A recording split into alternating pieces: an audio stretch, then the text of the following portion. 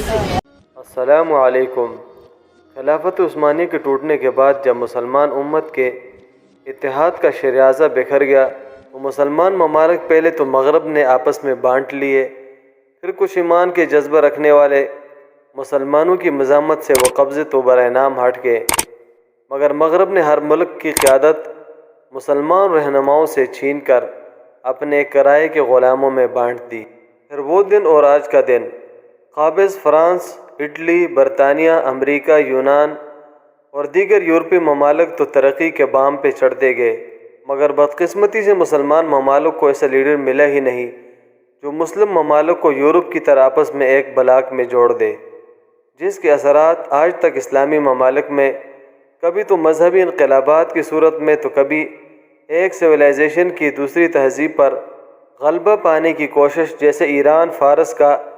اپنی تہذیب عرب ممالک پہ مسلط کرنے کی صورت میں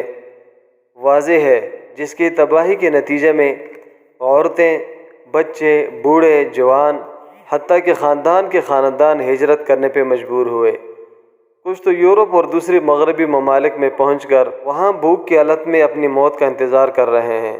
اور کچھ کو ترک صدر طیب اردگان نے اپنی بساط کے مطابق ان کے لیے بستیاں بنائی اور ان کو اپنایا، اور کچھ تو غیر قانونی طور پہ ترکی میں داخل ہوئے،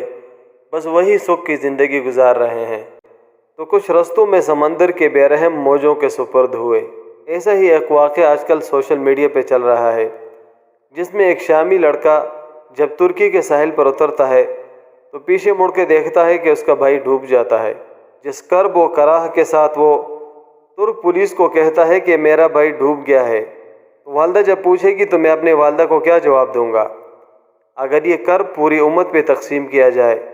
تو سب کے منہ کڑوے ہو جائے، مگر مجال ہے کہ امت کے نام نہاد لیڈروں میں اتفاق اور اتحاد کی کوئی صورت پیدا ہو۔